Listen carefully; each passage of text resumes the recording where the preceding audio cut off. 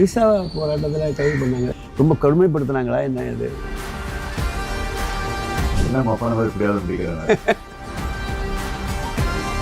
எனக்கு யூனிவர்சிட்டியை போய் படிக்கணும் அப்படின்னு ஆசை. போகும்போது எங்கள் அம்மா உண்மையாக தான் நிற்கும். அது ஒன்றிய அரசு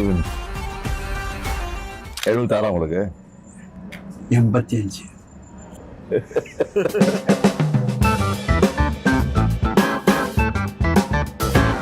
உங்களுக்கு இந்த பேர் வர்றதுக்கு என்ன காரணம்? என் பேர் நம்பி நாராயணன். ஆமாம். திருக்கரங்குடி கோவிலுக்கு பேர் நம்பி கோவில். சரிங்க. என்னுடைய அப்பாவுக்கு அம்மா பேர் நம்பி, அந்த வச்சுக்கிட்டு அவர் நம்பின்னு ஆரம்பிச்சார் அந்த பேர். நாராயணங்கிறது எங்கள் அப்பா நாராயண பக்தர், அதனால் அப்படி வச்சுக்கிட்டார். நீங்கள் பிறந்தவர்? நான் பிறந்த ஊர் கேரளா, திருவனந்தபுரம். பிறந்த 41 நாளைக்கு வி மூவ் பேக் நாகர்கோவிலுக்கு வந்துட்டோம். நாகர்கோவில். ஆக்சுவலாக உங்களுக்கு இந்த விசா போராட்டத்தில் கைது பண்ணாங்க. எந்த வருஷம் அது? 75 எமர்ஜென்சி. ஆமாம். 75 ஜனவரி மாதம். ஆமாம். அதை கேட்கலாமா? நீங்கள் எப்படி அதை ஃபீல் பண்ணீங்கன்னு அதை சொல்லுங்கள். எப்படி அது விசா அது ரொம்ப கடுமைப்படுத்தினாங்களா என்ன இது? அது 76 ஜனவரி 31 நான் அரெஸ்ட் ஆனேன். சரி. ஆட்சி கலைஞ்ச உடனே தலைவர் வீட்டுக்கு போலீஸ் வந்துடுச்சு. உங்களை கைது பண்ணல, உங்கள் பையனை அரெஸ்ட் பண்ண வந்திருக்காங்க. அப்போ நான் ட்ராமாலாம் நடிச்சிட்டு இருந்தேன். முரசை முழங்குன்னு ட்ராமா, திண்டுக்கல் தீர்ப்புன்னு ஒரு ட்ராமா. சரி. அந்த மாதிரி ட்ராமாலாம் நடிச்சிட்டு இருந்தேன். அதனால் என்ன அரெஸ்ட் பண்ண சொல்லி அங்கே ஆர்டர் போட்டாங்க மேலேருந்து. உங்களை அரெஸ்ட் பண்ண வரல, உங்கள் சன்னை அரெஸ்ட் பண்ண வந்துருக்கேன் சார். அவன் நாடகத்துக்கு போயிருக்கான், நாளைக்கு நைட்டு தான் வருவான். வந்தோன்னு நானே ஃபோன் பண்ணுறேன், ஃபோன் பண்ணி அழைச்சிட்டு போங்க அப்படி சொல்லி அனுப்பிச்சிட்டாரு. அதுக்கப்புறம் நான் ஸ்ட்ரெயிட்டாக வீட்டுக்கு வந்துட்டேன். தலைவரை ஃபாதரை பார்த்தேன். நான் அரெஸ்ட் பண்ண போலீஸ் வருது, நான் ஃபோன் பண்ணி சொல்ல போகிறேன் கமிஷனருக்கு, ரெடியாகினார். உடனே பிடிச்சி வச்சு ரெடியாகி கிளம்பிட்டேன். எனக்கு ஃபஸ்ட்டு ஜெயிலில் தான். எப்போவுமே கைதிகளை சிறைக்கு நைட்டில் நடக்கக்கூடாது.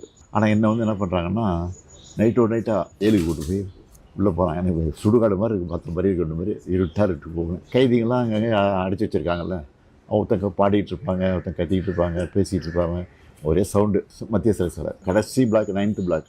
அங்கே யாரை அடைச்சி வச்சுட்டாங்கன்னா, அந்த தொழுநோய் அந்த பேஷண்ட்டை தான் அங்கே இருந்திருக்கிறாங்க. ஏன்னா பஞ்சு, இந்த ரத்தம் எல்லாம் எல்லாம் அந்த செவத்தில் இருக்குது. அவன் வரிசையாக 11 ரூம்ஸ். அதில் ஒரு தாராளமாக படுக்கிறதுனா ஒருத்தர் 2 பேர் தான் படுக்கலாம். ஒரு ரூம்லேயும் 9 பேர் 10 பேர் படுத்துருக்காங்க.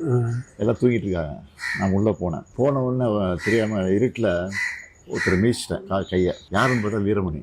ஓ, தம்பி முடிச்சாரு. என்ன சாரிண்ணா நீங்கள் ஆமாம் வாவான்னு கூப்பிட்டாரு. அந்த சென்னை சிறைச்சாலை பொறுத்த வரைக்கும் என்னென்னா, வித்யாசாகர்னு ஒரு சூப்பரண்ட் இருக்காங்க. அந்த சூப்பரண்ட் பச்சைபாஸ் காலேஜ் ட்ரஸ்ட்டில் எலெக்ஷன் நிற்கிறாரு.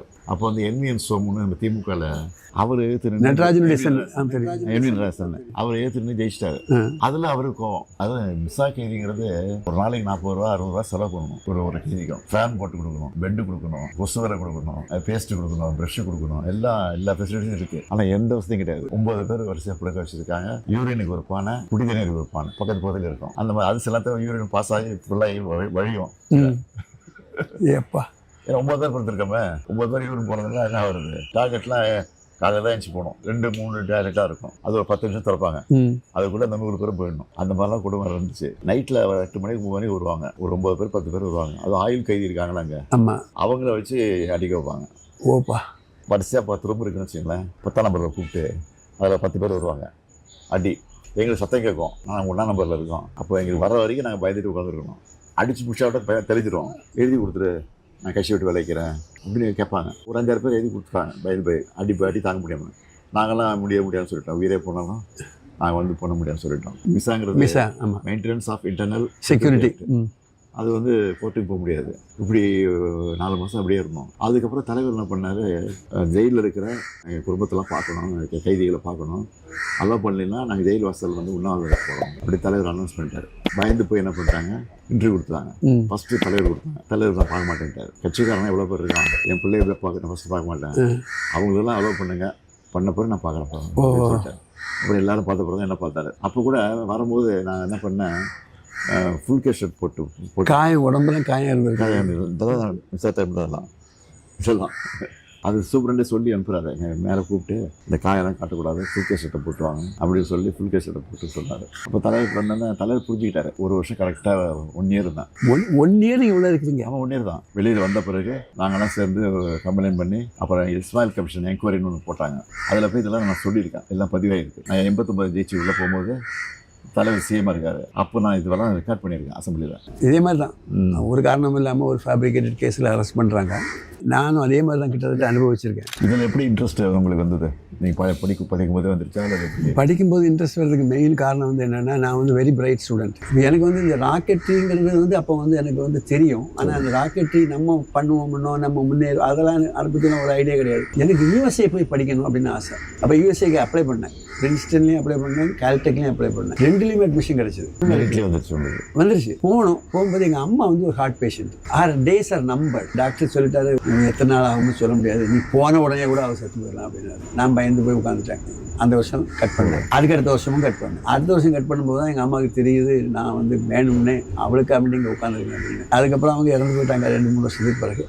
நானும் அதுக்கடுத்து ஐஎஸ்ஆர்வில் ஜாயின் பண்ணி போயிட்டுருக்கேன். இன்ஜினியரிங் காலேஜில் படிக்கும்போதே நான் வந்து ஆடிட்டோரியல் கான்டெஸ்ட்டில் கலந்துக்குவேன். 63-64 காலகட்டத்தில் அண்ணா வந்து ஒரு ஜட்ஜாக இருக்கார். அப்படி தான் ஃபஸ்ட் டைம் நான் அண்ணாவை பார்க்குறது அங்கே வச்சு தான் பார்க்குறேன். அண்ணா பார்த்தது அப்போ? ஆமாம், அப்போ தான் பார்க்குறேன். அவங்க டேரெக்டாக இந்திய எதிர்ப்பு போராட்டம் நீங்களே போனீங்களா? இந்திய எதிர்ப்பு போராட்டத்தில் நாங்கள் ஆக்சுவலாக பயந்து போயிட்டோம். மதுக்கரையில் வந்து ஷூட்டிங் நடக்குது, கோயம்புத்தூர் மதுக்கரை. நாங்கள் தொடங்கினது வந்து மதுரையில். கோயம்புத்தூர் ரைட் பண்ணி அது கையை மீறி போயிடுச்சு. நாங்கள் எதுலையுமே வன்முறையில் ஈடுபடணும்னு நாங்கள் அதுக்கு போகவே இல்லை. ஆர்மி வச்சு அவன் வந்து இவ்வளோ மாதிரி ஒரு சாதாரண துப்பாக்கி வச்சு ஷூட் பண்ண மாட்டான். அது எத்தனை பேர் இறந்தாங்க? ஆமாம், 300 பேருக்கு மேலே இருக்கும். ஆனால் வெளியில் சொன்னது வந்து 10 பேர், 22 பேர் சொன்னாங்க. இந்த மொழி வந்து நம்ம ரத்தத்தில் ஊர்னது. இருக்கக்கூடிய தலைவர்களையே அதுக்காக வேண்டி பாடுபட்டு இருக்கிற ஆள் நீங்கள் ஒரு ஆள் தான். அண்ணா மீது வந்து உங்களை எப்படி பற்று வந்தது? ஒரே ஒரு காரணம் தான், அவருடைய பேச்சு திறன். நாகர்கோவிலில் வந்து திமுக மகாநாடு நடக்கு. மழை தண்ணி இது வரைக்கும் நிற்கும். அப்படியே நின்றுட்டு நாங்கள் பேச்சை கேட்குறோம். அது ஒரு மெஸ்மரைசிங் டாக். அப்படியே அந்த கூட்டம் அப்படியே நிற்கும். அவருடைய வார்த்தைகள்லாம் எண்ணப்பட்ட வார்த்தைகள். மிஸ்டர் அண்ணாதுரை ஒரு டேஸ் ஆர் நம்பருங்கிற போது, but my steps R measured number. Immediate. அதாவது அதுக்கு ஒரு நிமிஷம் யோசிக்கிறது கூட கிடையாது. ஆங்கிலத்திலையும் சரி தமிழ்லையும் சரி அவரை பிடிச்சதுக்கு யாரும் கிடையாது. ஏன் அவங்க கலைஞர் எடுத்தீங்க, அவருடைய பேச்சுமே வந்து அதுக்கு இதை எமோஷன் இருக்கும். ஒரு மாதிரி உறங்கிட்டு இருக்காங்க முடிச்சிருவான். திருக்குறளுக்கு உரை எழுதியிருக்காங்கல்ல, பரிமேலழகர் எழுதியிருக்காரு. அப்போ குறள் இவர் எழுதியிருக்கிறதுல தெய்வம் தொழால் கொழுநன் தொழில் எழுவாள் பெய்யன பெய்யும் மழை. அந்த இன்டர்பிரிட்டேஷன் வந்து யாருமே சொல்லலை. அண்ணா கிட்ட நேரடியாக நீங்கள் பேசியிருக்கீங்களா? பேசியிருக்கேன், நான் பேசியிருக்கேன். என்ன எந்த விஷயம் பேசுறீங்க? என்ன ஞாபகம் இருக்கு உங்களுக்கு? 2-3 ஞாபகம் இருக்குது. எனக்கு அவருக்கு கனெக்ஷன் ஒன்றே ஒன்று தான். எனக்கும் தமிழ் பிடிக்கும், அவருக்கும் தமிழ் பிடிக்கும். அப்போ ஆக்சுவலாகவே அந்த சமயத்தில் வந்து தமிழுக்காக வேலை பார்க்கலாங்கிற அளவுக்கு நாங்கள் வந்துட்டோம். அப்போ அவர் சொன்னார், நீங்கள்லாம் முதல்ல நாட்டுக்கு பண்ணிக்க போங்க, இங்கே வராதிங்க.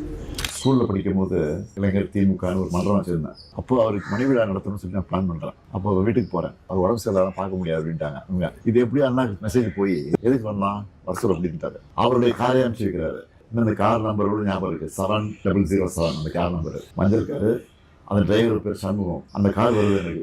இவ்வளோ ஞாபகம் எப்படி வச்சுருக்கீங்கன்னு எனக்கு அதிசயமாக இருக்குது. எதுக்கு வந்தேன்னு கேட்டார். இந்த மாதிரி நாங்கள் ஒரு மன்றம் வச்சுருக்கோம், மணிவிழா நடத்த போகிறோம், நீங்கள் வரணும் அவசியம். சரி, அப்போ நான் சொல்கிறேன் அப்படின்னாரு. இல்லை நீங்கள் பேர் சொல்கிறேங்க. என்ன அப்பா மாதிரி இப்படியாவது பிடிக்கிறேன். இன்னொரு இது கூட உங்கள்கிட்ட ஷேர் பண்ணிக்கணும். மகேந்திரகிரி ப்ராஜெக்ட் எங்கள் அந்த இடத்துக்கு கொண்டு வர்றதுக்கு ஒரு மெயின் காரணம் வந்து, நான் வந்து அதனுடைய சர்ச் கமிட்டி, எங்களுடைய திரவ எரிபொருள் திட்டம் வந்து அங்கே தான் இருக்குது. மகேந்திரகிரி பொதிகை மலைன்னு சொல்லக்கூடியது அதுதான். அதுக்கு பேக்கில் இருக்கக்கூடியதுக்கு பேர் மகேந்திரகிரி. இந்த வந்து பொதிகைன்னு வைக்காமல் மகேந்திரகிரி பேரை தப்பாக வச்சுட்டோம். நான் வந்து கிட்டத்தட்ட 27 தடவை அந்த மலைக்கு மேலே ஏறி இருப்பேன். இன்றைக்கி உள்ள மலை இல்லை, இன்றைக்கி உள்ள மலையில் ரோடு கீடு எல்லாம் இருக்குது. அன்றைக்கி காடு நாகப்பாம்பும் அது அந்த மாதிரி மலையில் ஏறி போயிருக்கோம். கீழடி பொருணையெல்லாம் பார்த்துருக்கீங்க? கீழடி ஆராய்ச்சி தான் சார். கீழடியை பற்றி எனக்கு வந்து ஒரு கருத்து இருக்குது. கீழடி பற்றி இல்லை, பொருணையை பற்றி ஒரு கருத்து இருக்குது. அது வந்து ஒன்றிய அரசு கோஆப்ரேட் பண்ணாங்க, நல்லா வரும். உண்மையாக தான் நிற்கும். நம்முடைய சங்க இலக்கியங்கள்ல இதனுடைய சான்றுகள் இருக்குது. பூம்புகார் நம்ம வந்து கடல் ஆராய்ச்சி காவிரி படணும், அது கலைஞர் இருக்கும்போது பண்ணார். அதுக்கப்புறம் வந்து ஏன் உண்மை பண்ணலைன்னு எனக்கு தெரியல. இப்போ அது கவர்மெண்ட் மாறுறதுனால அப்படியே விட்டாங்க. அதை நீங்கள் பண்ணிங்கன்னா ரொம்ப நல்லா இருக்கும். பண்ண ஆரம்பிச்சாங்க. ஆமாம், உங்களை மாத்திரம் தான் நம்பி இருக்குது, வேற ஒன்றுமே இல்லை. இப்போ வந்து காலை உணவு நீங்கள் கொடுக்குறீங்களா, இது one of the fantastic suggestion. இப்போ என்ன அடிப்படை தேவை நமக்கு? மக்களை வந்து ஓரளவுக்கு அறிவு கொண்டு வரணும், எஜுகேஷன் கொண்டு வரணும். இப்படி காமராஜுக்கு வந்து மதிய உணவு திட்டம் பேர் கொடுத்ததோ கரெக்ட், அது மாதிரி திராவிட மாடல் அரசுக்கு வந்து காலை உணவு திட்டம் வந்து கரெக்ட் பேர் கரெக்ட். ஆமாம். விண்வெளி தழும்புகள் எனக்கு ஏற்பட்ட துன்பம் வாழ்க்கை சரித்திரம் கூட தமிழ் டிரான்ஸ்லேஷன் மாதிரியே இருக்காது. உண்மையிலேயே தமிழ் எழுதுன மாதிரி இருக்கும். முடிஞ்சால் நீங்கள் வாசிச்சு பாருங்கள். கையெழுத்து தமிழ்லேயே போட்டு அனுப்பி. நன்றி, மகிழ்ச்சி.